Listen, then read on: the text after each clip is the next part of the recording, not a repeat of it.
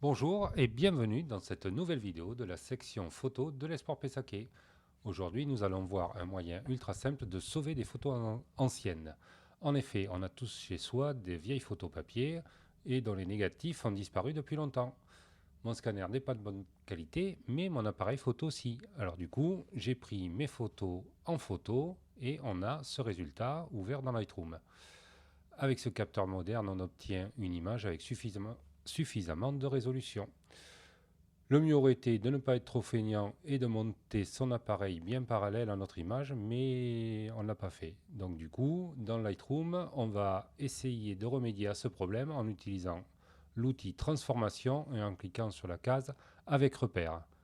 On trace deux parallèles et puis on trace les deux autres.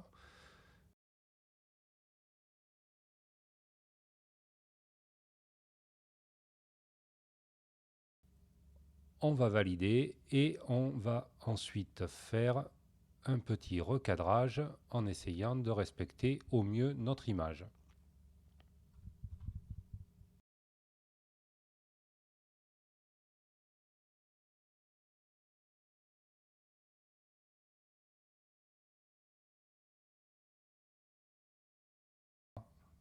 Et une fois notre recadrage terminé, on va maintenant aller dans Photoshop avec un simple clic droite modifier dans Photoshop.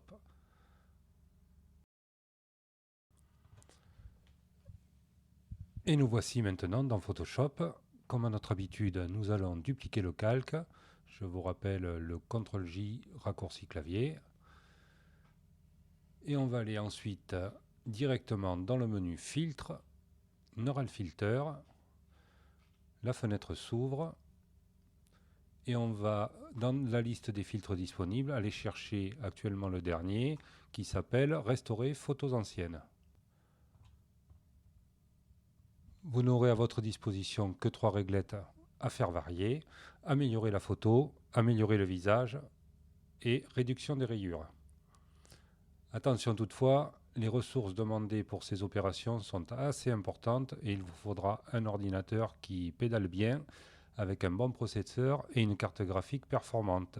Sinon, il va y avoir un peu d'attente, voire ça ne marchera carrément pas suivant les ordinateurs. Voilà, alors je vois dans l'exemple que j'ai oublié de vous expliquer, de cliquer sur la fonction réglage. Ben, vous n'aurez qu'à regarder par vous-même, voir ce qu'il y a en dessous, peut-être des petites choses intéressantes. En tout cas, vous cliquez sur OK et votre image arrive directement sur votre calque et c'est terminé.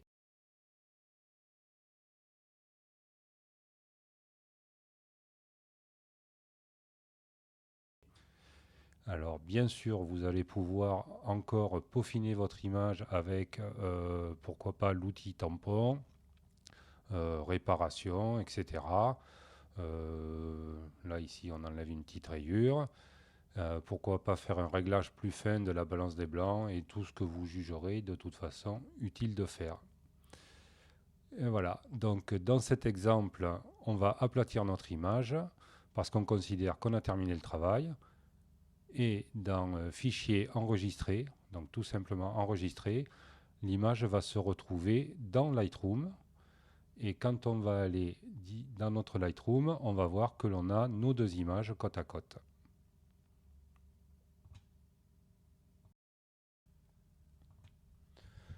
Et voici pour finir un exemple avec une autre photo, ce coup-ci en noir et blanc et avec une grosse rayure au milieu, voire une déchirure même.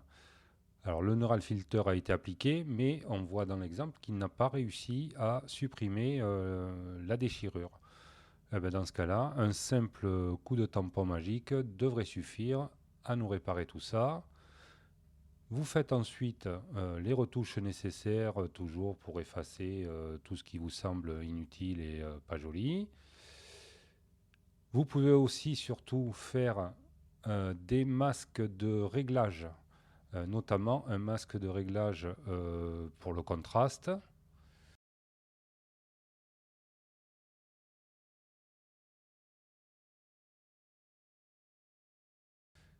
Et puis pourquoi pas un masque de réglage qui va transformer votre image en vrai noir et blanc, puisque là pour l'instant on travaillait encore en couleur.